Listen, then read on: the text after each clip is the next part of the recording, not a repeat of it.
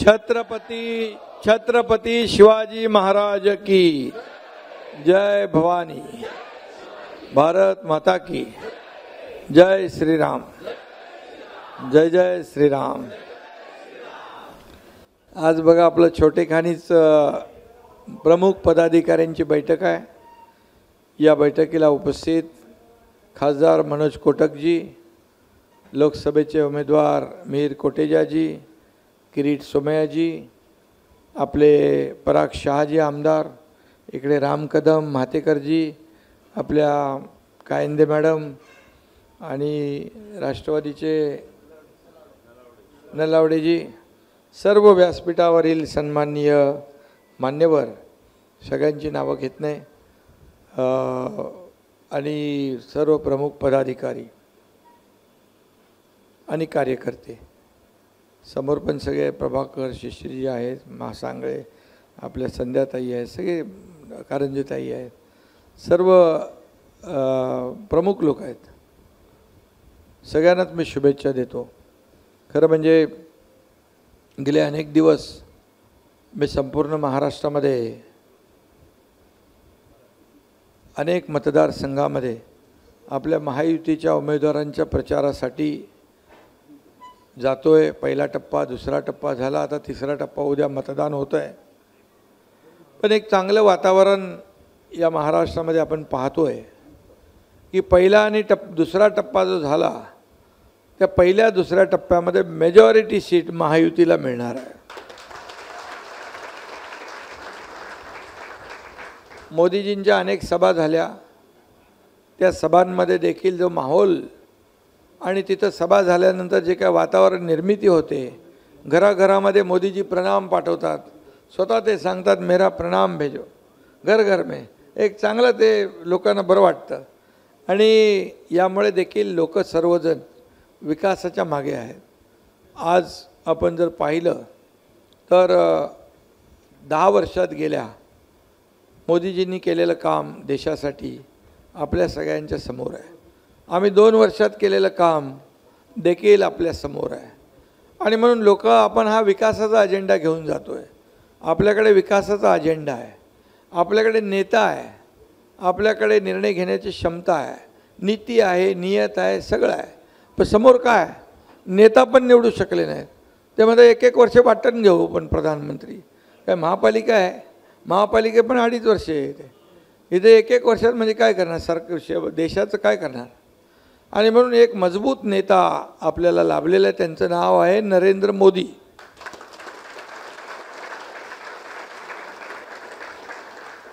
आज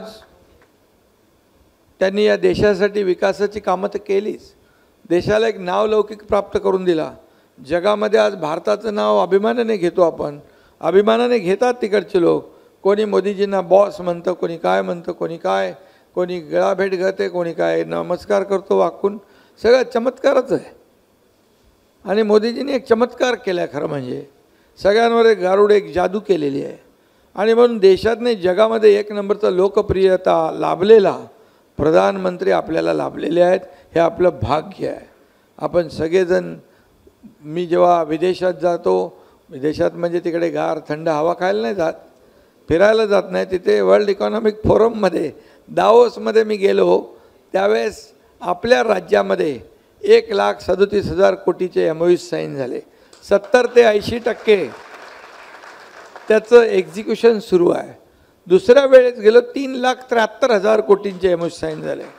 आपल्या राज्याला लोक पसंती देऊ लागले। त्याचं कारण राज्यात आणि देशात एक विचाराचे, समविचाराचे पक्ष आहे आणि मोदीजींचा पाठिंबा आपल्याला आहे।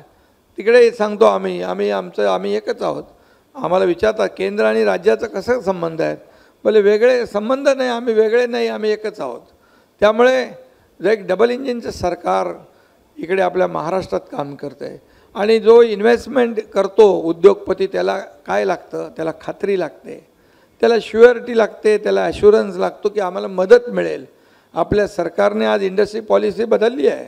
आज रेड कार्पेट दिलं, आपण सिंगल विंडो क्लिअरन्स दिलं आहे, आपण सबसिडी दिलेली आहे, आपण खूप सुविधा देतो। त्यामुळे आपलं राज्य इंडस्ट्री फ्रेंडली स्टेट झालेलं आहे।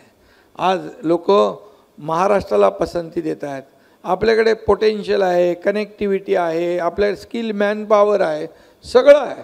आणि त्यामुळे मोठ्या प्रमाणावर इन्व्हेस्टमेंट येते आहे आणि मोठ्या प्रमाणावर या राज्यातल्या तरुणाला हाताला काम मिळणार आहे. कशाला सरकार लागतं? गोरगरीब महिला इकडे बसलेल्या आहेत.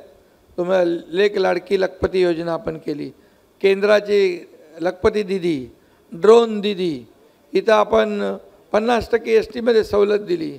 आज महिला बचत गटाला सक्षम करतो आहे. 15,000चे आपण 30,000 केले रिव्हॉल्विंग फंड. CRPचं मानधन वाढवलं. किती योजना केल्या. सगळ्यात महत्त्वाचं म्हणजे आपल्या सरकारने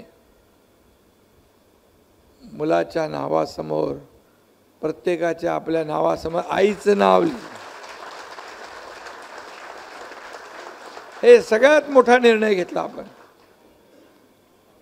आता म्हणजे मातृशक्तीचा आदर करणारं हे सरकार आहे.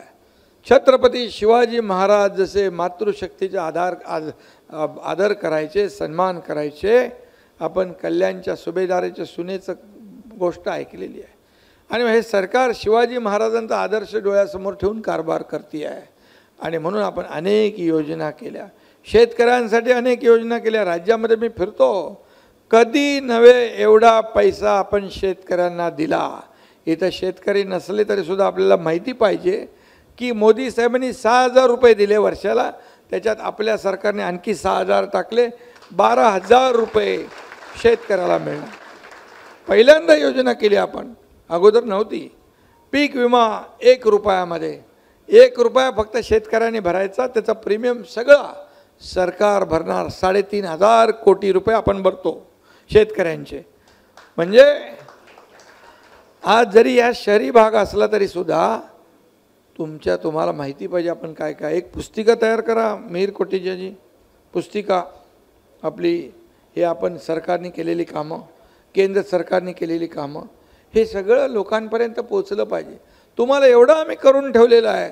म्हणजे अगोदरच्या सरकारने कुठली आघाडी होती ती महाविकास, त्याच्यात मी पण होतो, पण सगळा स्पीड ब्रेकर टाकून खुट्टा मारला होता आणि तो काढला आम्ही आणि स्पीड ब्रेकर हटवले. पहिले कामं आम्ही सुरू केले. अरे कारशेड जो केला नसता तर 10 वर्ष मागे गेलो असतो आपण. 10,000 कोटी आपल्याला जादा लागले असते. कशासाठी? इगो, अहंकार, बालहट्ट. अरे राज्यकर्त्याला अहंकार नको असतो, त्याला इगो ठेवायचा नसतो. त्यांनी राज्यातल्या जनतेचा हित विचार करून निर्णय घ्यायचा असतो. मेट्रो सारखी कामं बंद पाडली, तो आपण लगेच चालू केलं आणि प्रधानमंत्र्यांच्या हस्ते मेट्रो 2, मेट्रो 7 याचं उद्घाटन आपण केलं. मेट्रो 3 बंद करून टाकली. बोले 10,000 कोटीचं चौकशी लावा. नगर विकास विभाग माझ्याकडे होता. म्हणालो 10,000 कोटीचं काय नाही, 10,000 कोटी या देवेंद्रजींच्या काळातल्या सरकारने जास्ती याच्यात घेतलेत. बोला अहो ते इन्क्वायरी लावली, काय लावलं तरी मिळणार काय, निघणार काही नाही, उलटं जास्ती खर्च होतील आणि प्रोजेक्ट डिले होईल. मला सांगितलं त्याचं चौकशी लावा. आता मी बोललो हे काय ऐकत नाही. मग त्यांचं सरकारच पलटी करून टाकलं. अरे नाही तर तुमच्या 5 लोकांना जेलमध्ये टाकलं असतं. 5वा नंबर देवेंद्रजींचा होता. मला म्हणाले ते सगळं आलं आहे माझ्याकडे, आता मी काय सोडत नाही. बोला देवेंद्रजी ना तुम्ही त्यांचं काय? बोले नाही ते सगळ्यांच्या मागे, किरीट सोमय्याच्या मागे तेच आहेत, नारायणांच्या मागे तेच आहेत. आता त्याचं मला भेटलेलं आहे. मी मला जरा विचार करून करा, वरती 2 लोक बसलेले आहेत.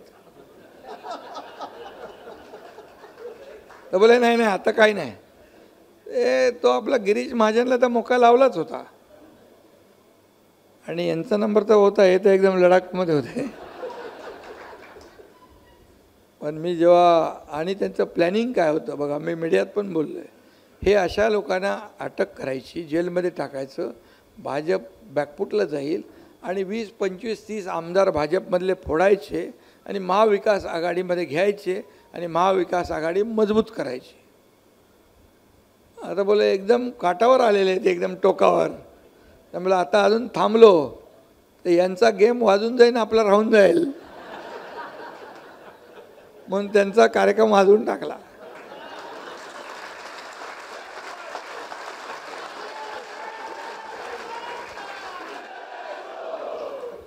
तसा कार्यक्रम कठीण होता, सोपा नव्हता.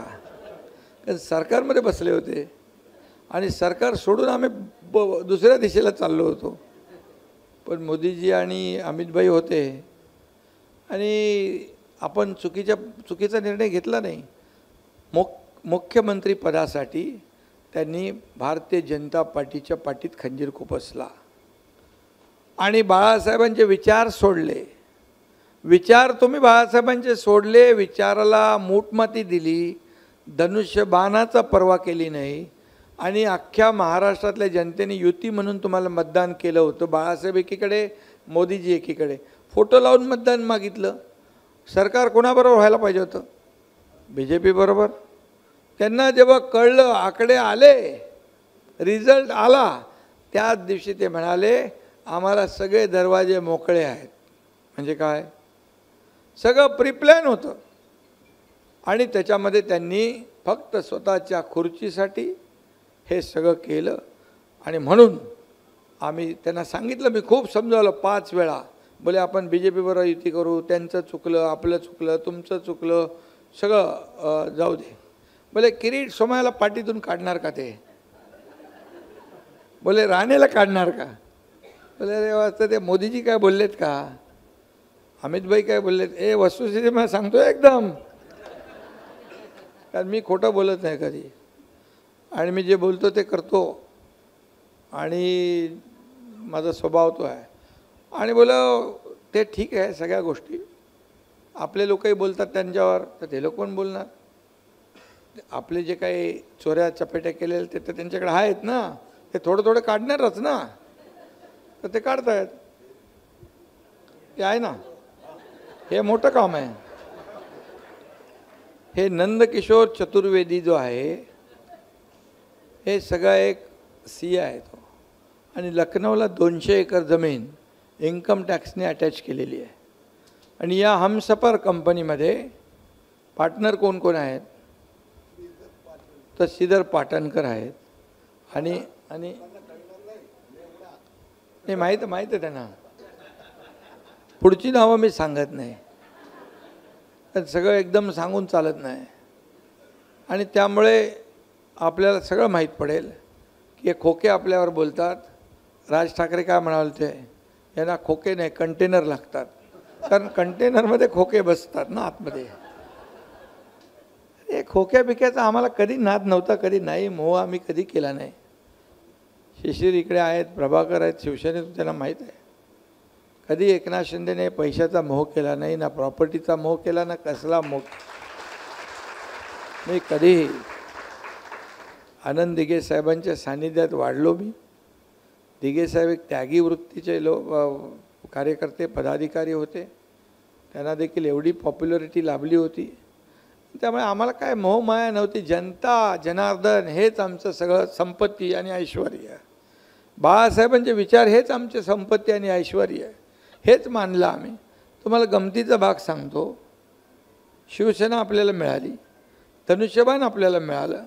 बाकायदा सगळं झाल्यानंतर शिवसेनेच्या खात्यात शिवसैनिकांचे जे पैसे, त्या खात्यातले 50 कोटी रुपये विड्रॉ केले यांनी. आता ते अडकले आहेत त्याच्यामध्ये. मला विचारलं, बोले काय करायचं? अरे बोले त्यांना बाळासाहेब नको, त्यांचे विचार नको, त्यांना पैसे पाहिजे, देऊन टाका. लगेच दिले. त्यामुळे असे लोक आम्हाला काय आरोप करणार? आणि म्हणून हे सगळे कुठे गेलेत खोके, कुठं श्रीलंकेत गेलेत, लंडनमध्ये गेलेत, कुठं कुठं गेलेत ते किरीट सोमय्यांना माहीत आहेत. आणि त्यांना मी सांगितलं लोकसभा जाऊ दे, आणि जे आहे ते वस्तुस्थिती आहे. पैशाशिवाय त्यांना रात्र चैन झोप नव्हती. सकाळ उठता झोपता ते त्यांना ते सगळंच पाहिजे होतं. त्यामुळे मी एवढंच सांगतो, मोदी साहेबांनी केलेलं काम, राज्याने केलेला विकास. आज मुंबईमध्ये बघा ना, मुंबईमध्ये खड्ड्यातून प्रवास करत होते तुम्ही सगळेजण माझ्या सकट. मी मुख्यमंत्री झाल्यानंतर पहिला आयुक्ताला बोलवलं, मला बोलले खड्डे मुक्त मुंबई पाहिजे. पैसे नाहीत? बोले आहेत. मग का करत नाही? बोले मी बोलो किती पैसे आता पण खर्च केले रिपेरिंगवर? बोलतो 3,500 कोटी रुपये. हे 3,500 कोटी 10-15 वर्षामध्ये लोकांच्या खिशातलेच काढले ना. जर कॉन्क्रीटचे रस्ते केले असते, इथे नगरसेवक पण आहेत लोक, सगळ्यांना माहीत आहे. दरवेळेला रिपेरिंग, दरवेळेला खड्ड्यातून प्रवास, दरवेळेला अपघात, दरवेळेला माणसं मरणं, हे काय राज्यकर्त्याला शोभनीय आहे? पहिल्या ह्याच्यात आम्ही पहिला फेज करून टाकला, आता काम सुरू झाले. दुसऱ्या फेजमध्ये आता सगळे मुंबई खड्डेमुक्त 2 वर्षात कंप्लीट होऊन जाईल. सगळे रस्ते कॉन्क्रीटचे. आज मुंबईचं सुशोभीकरण आपण करतोय, बघितलं आपण, सगळीकडे चालू आहे. झाडं लावायचं काम चालू आहे. बाळासाहेब ठाकरे आपला दवाखाना सगळीकडे आपण सुरू केला आहे. 200-250 ठिकाणी आपल्याकडे पण झाले असतील.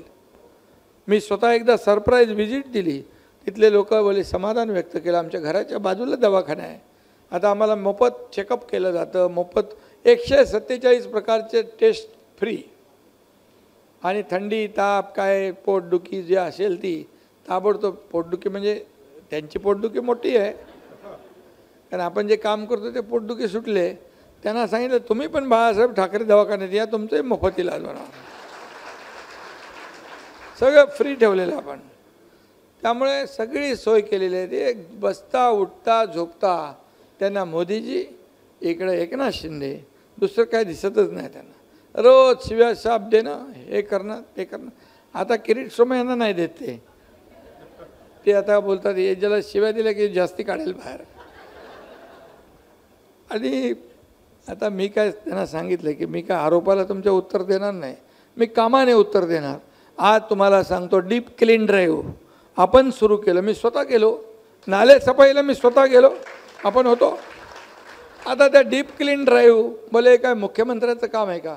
अरे बोले या मुंबईतलं प्रदूषण कमी करायचं काम आमचं आहे ना. मी कार्यकर्ता म्हणून काम करतो, ते त्याचंही दुःख त्यांना.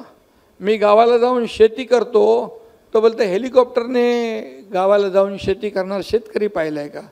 बोलो मला शेतीची आवड आहे. मी तुमच्यासारखं गाडी चालवत गेलो तर 8 तास लागतील, मी 8 तासामध्ये 8,000 फाईल सह्या करतो.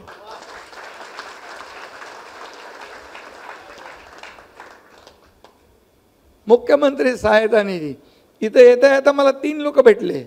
मी मुख्यमंत्री सहायता निधीवर सही करतो, केली लगेच. माझ्या एका सहीने एक माणसाचा जीव वाचतो. यांच्या कारकिर्दीमध्ये 2.5 वर्षात 2 कोटी रुपये फक्त दिले.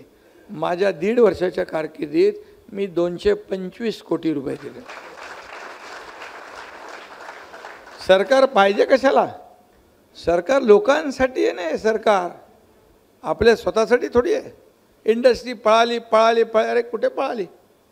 वेदांत फॉक्सकॉन गेलं तेव्हा आपल्या सरकारला फक्त 2 वर्ष झाली, 2 महिने झाले होते. 2 महिन्यात कुठला मोठा उद्योग जातो का इकडून तिकडे, का तिकडून इकडे येतो? त्याला पूर्ण प्रिपरेशन वर्ष 6 महिन्याचं लागतं. यांच्याकडे गेल्यानंतर यांनी बिलकुल त्याला उभा केला नाही. बोले तुमचं ठीक आहे, तुमचं काय मदत करायची करू, पण आमचं काय? तो बोले आमचं काय? बोले तो गेला निघून. तो बोले आता तुमचं काय बघत बसा.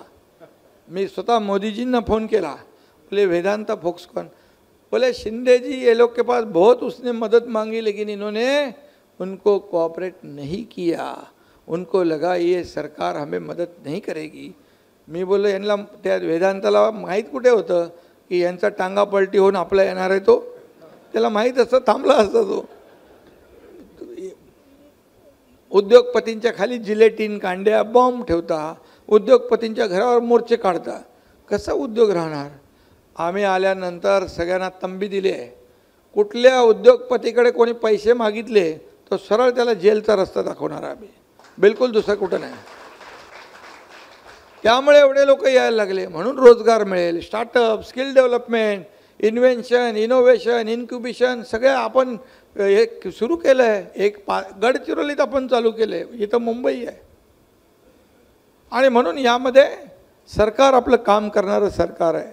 आणि मुंबईमध्ये तर किती आपण बदल करतो आहे. हॉस्पिटलमध्ये आपले नगरसेवक माहीत आहे, हॉस्पिटलमध्ये आपण आता पूर्णपणे कॅशलेस सुरू केलं आहे. 0 प्रिस्क्रिप्शन. एकही चिठ्ठी द्यायची नाही लिहून औषधासाठी. हे मी केलं आहे. 3,000 कोटीचा तयारी केलं. मी एका हॉस्पिटलला गेलो होतो केममध्ये, गेलं बघितले सगळे वॉर्ड बीड चांगले वॉर्ड मला दाखवले चकाचक, पण एक कानात येऊन मला सांगितलं 5 वॉर्ड बंद आहेत. तर काय बंद आहेत बघितलं तर ते 5 वॉर्ड बंद होते रिपेरिंगच्या नावाखाली. बोललो ताबडतोब चालू करा. आता त्यातले 3 वॉर्ड चालू राहिले, 2 राहिले. मला तिथे येता जाताना माणसं भेटली, बोले सर आम्हाला दवा के लिए पैसा नाही आहे, दवासाठी पैसे नाही. तिथल्या तिथे निर्णय घेतला जागेवर, बोले इथून पुढे एकाही माणसाला औषध आणायला लागता कामा. हे आपण करतोय. तुम्ही का केलं नाही? हे तुम्हाला संधी होती ना, का नाही केलं? आणि म्हणून नाल्यावर बघायला गेलं तर काय नाले बघायचं, सफाई बघायचं काय मुख्यमंत्र्याचं काम असतं म्हणतात. अरे बोले नाले जेव्हा व्यवस्थित साफ होतात तेव्हा पाणी तुंबणार नाही. आणि यावर्षी चांगले नाले साफ झाले त्यामुळे कुठं पाणी तुंबलं? बिलकुल नाही. पाऊस भरपूर पडला. मी चहलला सांगितलं जिथं पाणी तुंबणार नाही त्याचा सत्कार करू, जिथे पाणी तुंबेल त्याला आपण घरी पाठवू. चांगला मेसेज गेला. शेवटी आपल्या लोकांची सेवा करायची. मुंबई आंतरराष्ट्रीय शहर आहे आणि मुंबई आपली आर्थिक राजधानी आहे. रस्त्याची सफाई कधी रस्ते धुताना बघितले होते तुम्ही? कधी बघितलेलं धुताना? सगळे साफ करा, त्याची डस्ट काढा, माती काढा, नंतर पाण्याने धुवा. पिण्याच्या पाण्याने नाही, रिसायकल वॉटरने. आणि त्यामुळे खूप काम केलं आहे. मीर कोटेच्या 24/7 काम करणारा माणूस आहे आणि आमदार म्हणून ते काम करत आहेत. आज ते तिथं मनोज कोटक यांनी 5 वर्ष काम केलं इकडे खासदार म्हणून. हे सगळी ताकद आहे. किरीट सोमयने त्याच्या अगोदर काम केलं आहे, बरोबर ना? तर हे सगळे काम करणारी टीम आहे. आणि मुंबई हे आपलं मुलुंड विक्रोळी घाटकोपरपर्यंत आहे ना, हा आपला बालेकिल्ला आहे शिवसेना भाजप युतीचा. या बालेकिल्ल्यामध्ये कोणाला घुसताच येणार नाही अशी तटबंदी मजबूत आहे. आणि 2 वर्षामध्ये सरकारने केलेली कामं लोकांपर्यंत पोहोचवा, मोदीजींनी केलेली कामं लोकांपर्यंत पोहोचवा. आज बघा ते काय तो आपला काही लोक बोंबलत आहेत संविधान बदलणार, संविधान बदलणार. अरे संविधान बाबासाहेबांच्या संविधान म्हणजे त्यांच्या पायाखालची वाळू सरकली आहे. त्यांना कळलं आहे आपण हरतोय म्हणून लोकांचं लक्ष विचलित करायचं या विकासाच्याकडून दुसरीकडे, म्हणून संविधान बदलणार. मोदीजींनी पण आपल्या भाषणात सांगितलं आहे की संविधान बाबासाहेबांचं जे आहे त्याप्रमाणे आम्ही कारभार करतो. आणि बाबासाहेबांच्या संविधानामुळेच एक सर्वसामान्य कुटुंबातला एक मुलगा या देशाचा प्रधानमंत्री झाला, ते बाबासाहेबांच्या. आणि मी देखील एक शेतकऱ्याचा मुलगा मुख्यमंत्री झालो, हे पण बाबासाहेबांच्या आपल्या घटनेमुळे, संविधानामुळे. आणि म्हणून संविधान काँग्रेसने कोणाला त्रास दिला? मातेकरजी, बाबासाहेबांना कोणी त्रास दिला? बाबासाहेबांना पाडलं कोणी? पराभूत कोणी केलं? काँग्रेसने. आणि बाबासाहेब म्हणायचे काँग्रेस हे जळकं घर आहे, हे पण लांब राहा. आणि त्या काँग्रेसला संविधान दिन कुणी साजरा केला? 50-60 वर्षात सुचलं का काँग्रेसला? मोदी साहेबांनी संविधान दिन 2015 पासून सुरू केला. संविधान दिन. आज आपण बाबासाहेबांचे स्मारक किती करतोय? आज हिंदू मिल जागतिक दर्जाचं आपण करतोय. लंडनमधलं घर राहतं त्याचं स्मारक मोदी साहेबांनी केलं. मग हे काय? आणि म्हणून आपण आपल्या छोट्या छोट्या सभांमध्ये याचं खंडन केलं पाहिजे. त्यांना सांगितलं पाहिजे हे अफवा आहेत, हे भूलथापा आहेत आणि ह्याला बळी पडू नका. काल तर कोण तो वडेट्टीवार आणि आज कोण फारुख अब्दुल्ला. वडेट्टीवार म्हणाले की कसाबला हेमंत करकरेंना जी गोळी लागली ती कसाबची नव्हती. अरे म्हणजे जे पंतप्रधान आपले पाकिस्तान बोलत होतं ते तुम्ही बोलू लागला, पाकिस्तानची भाषा बोलू लागला. त्याच्यात तो हा एक बोलला फारुख अब्दुल्ला काहीतरी आज. म्हणजे तुम्ही पाकिस्तानची भाषा बोलू लागले काल तुमची ती ॲड होती की तुम्ही मत दिलं मग फटाके कुठे फुटणार, पाकिस्तानात का भारतात? काँग्रेसचं नाव टाकलं होतं का त्याच्यात? नाहीच आहे काँग्रेस. मग तुम्ही काँग्रेस आपल्या अंगावर घेण्याचे कारण काय? कारण चोराच्या मनात चांदणं तुम्ही पाकिस्तान धार्जिनं काम करताय. मी तर म्हणतो काँग्रेस का हात पाकिस्तान के साथ, अशी परिस्थिती आहे. पाक धार्जिने वक्तव्य तुम्ही करू लागले. देशद्रोह. आता या मुंबईमध्ये किती लोक, शेकडो लोकांची त्यावेळेस रक्त सांडलं, मृत्यू झाल्या. त्यांचं तुम्हाला काही दुःख नाही. कसाबला गोळी कोणाची लागली याची चर्चा तुम्ही करताय. म्हणजे हेमंत करकरे, साळसकर, कामटे, ओंबळेने स्वतःच्या पोटात सगळ्या गोळ्या घेतल्या कसाबच्या, पण त्याला सोडलं नाही. ही देशभक्ती आहे. आणि तुम्ही त्यांचा अपमान करायला लागले, शहीदांचा अपमान. कुठं फेडणार हे पाप? आणि म्हणून या देशातली, या महाराष्ट्रातली देशप्रेमी जनता या निवडणुकीमध्ये तुम्हाला धडा शिकवल्याशिवाय राहणार नाहीत. आता जमाना बदलला आहे. पहिले पाकिस्तान काय पण करायचं आणि आपल्या सैनिकांची मुंडकी छाटून पाकिस्तानमध्ये न्यायची. आता आहे का हिम्मत? आता डायरेक्ट पाकिस्तानमध्ये घुसून मारायची भाषा आपले प्रधानमंत्री करतात. पुलवामाचा बदला त्यांनी बालाकोटचं सर्जिकल स्ट्राईक करून केला की नाही? त्यांना त्यांची जागा दाखवली. त्यामुळे आता मजबूर भारत नाही, मजबूत भारत आहे. अभी भारत बोलता है तो दुनिया हिलती है. हा परिणाम आहे. आणि म्हणून आपल्या सगळ्यांना माझी विनंती आहे की आपण मोदीजींना काय नारा काय आपला, अब की बार आणि फिर एक बार और पहली बार.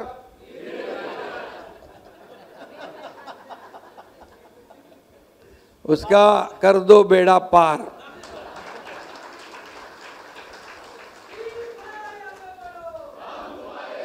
आणि काम करणारा माणूस आहे. आमदार म्हणून काम करतो मी, त्याला चांगलं ओळखतो. आणि सतत लोकांच्या कामामध्ये असतो, कार्यकर्ता म्हणून काम करतो. पूर्वीच्या खासदारांनी केलेलं काम, आमदार म्हणून यांनी केलेलं काम, सगळं जे आहे हे आपल्या समोर आहे. आणि म्हणून आपण ओव्हर कॉन्फिडन्समध्ये जाऊ नका. 400 पार होणारच आहे, मग आपलं काय आहे, नाही गेलं तरी चालेल असं नाही. या 400 मध्ये हात वर करायला मेहरकोटेच्या पाहिजे ना.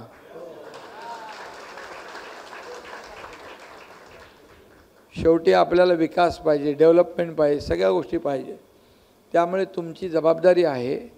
शिवसेना, भाजपा, राष्ट्रवादी, मनसे, RPI, रिपाई, गवाडे गट, आठवले गट, भरपूर लोक आपल्याबरोबर आहेत.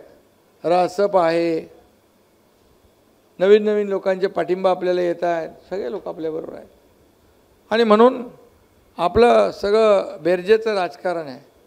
परंतु तरी असलं तरीसुद्धा आपल्याला किती तारखेला निवडणूक? 20ला आहे. 20 तारखेला कडक उन्हाळा तर असेलच.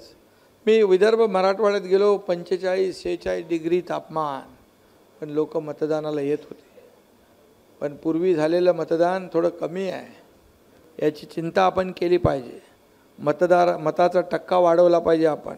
बूथ प्रमुख, पन्ना प्रमुख, गट प्रमुख आमचे हे सगळे लोक त्या दिवशी पहिलं 7ला मतदान केलं पाहिजे. 7 वाजता सकाळी आपल्या सगळ्यांचं मतदान काढलं पाहिजे. आपल्या हक्काचं मतदान झालं पाहिजे. कारण मी आपल्याला सांगतो, जे काही आता महाविकास आघाडी आहे तेही लोक मतदार काढण्यामध्ये त्याच्याच मागे लागलेत. आणि म्हणून आपल्या हक्काचं मतदान झालं पाहिजे. नाही तर 2-3 दिवस सुट्ट्या आहेत, गेला फिरायला, गेला गावाला, हे कोण कोण गावाला गेलेत, काय गेले, त्यांची यादी करायची कार्यकर्त्यांनी. त्यांना आपण बोलवायचं, कुठे बाहेर जाणार ते मतदान करून जा बाबा, ही अशी विनंती करण्याची आवश्यकता आहे. विनंती करण्याची आवश्यकता. आणि म्हणून मला आठवतं एक लोकसभा आमची ठाण्याची अटीतटीची लढाई होती आनंद परांजपेची. त्यावेळेस मी बाहेर 16 मतं, 12 मतं, 4 मतं देखील बाहेरून आणली. आणायला लागली, मी आणली. काही लोक म्हणाले लोकसभेत काय गरज आहे. अरे बोले एक मत पण इतिहास घडवू शकतं, एक मत पण महत्त्वाचं असतं. आणि म्हणून आपण सगळे सुज्ञ आहात, बिलकुल आपण सगळेजण अनुभवी आहात. आणि मोदीजींचं काम आपल्यासोबत आहे. राज्य सरकारने काम, मी देवेंद्रजी अजितदादा आम्ही काम करतो, 24/7 करतो. मी सकाळीपासून रात्री पहाटेपर्यंत काम करतो. पहाटे अजितदादा येतात, ते काम करतात, नंतर देवेंद्रजी काम करतात. असं चक्री आपली चालू आहे 24/7 घरून.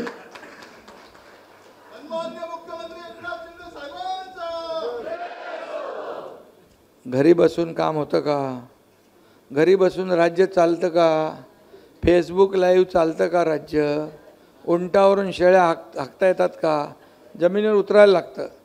त्यामुळे जमिनीवरचे आम्ही लोक आहोत आणि आम्ही जमिनीवरचा कार्यकर्ते आपण आहोत. त्यामुळे आपण काम करा. मी आपल्याला एवढंच सांगतो, शिवसेनेचे सर्व पदाधिकारी, शिवसेनेचे सर्व कार्यकर्ते इकडे पूर्णपणे आपल्याकडून या भागामधला जिथं जिथं आपण असता लीड मिळाला पाहिजे. आणि हे काय आता लगेच कळतं आपल्याला, EVMवर लगेच कळतं कुठून मतं कमी पडली, काय झाली. त्यामुळे आपल्याला नगरसेवक जे आहेत त्यांची तर आता लगेच निवडणूक आहे, महापालिका. त्यांना तिथं मतं मिळाली तर तिकीट मिळणार आहे, मतं नाही मिळाली तिकीट गायब. कारण जर तो निवडूनच येणार नसेल तर त्याला तिकीट देणार कोण? त्यामुळे पहिलं तर त्याचा लीड वाढवायला लागेल. आणि जे कार्यकर्ते पदाधिकारी जे आहेत, आमदार का भी वैसा ही है, आमदार को लीड मिलना ही लेना ही पड़ेगा, उसका हिसाब ऊपर करते.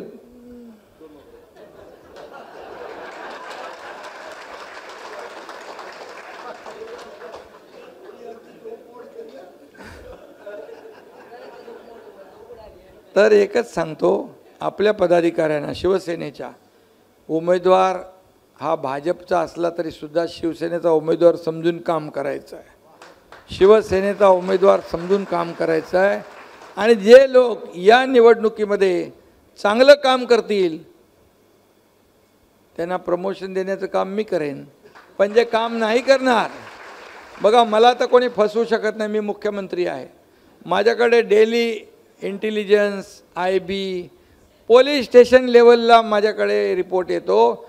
आज मी पहिला फेज आणि फर्स्ट आणि सेकंड फेजमध्ये मला जे रिपोर्ट्स आले त्याप्रमाणे मी दुरुस्त्या केल्या. बाबा इथं आपल्याला या माणसाला सांगा की या माणसाने काम केलं पाहिजे, हा बरोबर करतोय, हा कमी करतोय, हा करत नाही, हा दुसऱ्याचं करतोय, इतक्या सगळी माहिती माझ्याकडे येते. त्यामुळे कार्यकर्त्यांनी आपले सगळे जे काय मनातले काही असेल नसेल या निवडणुकीमध्ये बिलकुल चालणार नाही. ही निवडणूक झाल्यावर जो चांगलं काम केलं आहे, ज्यांनी रिझल्ट चांगला दिला आहे त्याचा सन्मान होईल. आणि ज्यांनी रिझल्ट दिला नाही, ज्यांनी काम केलं नाही, मला कोणी सांगण्याची गरज नाही, माझ्याकडे पूर्ण चार्ट येणार आणि मग मी त्याच्यावर कारवाई देखील करल्याशिवाय राहणार नाही. हे अगदी स्पष्टपणे मी सांगतो. माझ्या ठाण्याच्या मीटिंगमध्ये पण मी सांगितलं, नगरसेवकांनी लीड दिला तर तिकीट मिळेल, नाही तर तिकीट देणार नाही. कार्यकर्त्यांनी काम, शिशिरजी होते ना तुम्ही, कार्यकर्त्यांनी काम केलं तर त्याला पदावर राहण्याचा अधिकार आहे, नाही तर पद काय शोभेचं आहे? फक्त शोभेसाठी पद नाही, काम करण्यासाठी पद दिलेलं आहे. आणि बिलकुल याच्यामध्ये कुठंही तडजोड, कॉम्प्रोमाइज माझ्याकडे नाही.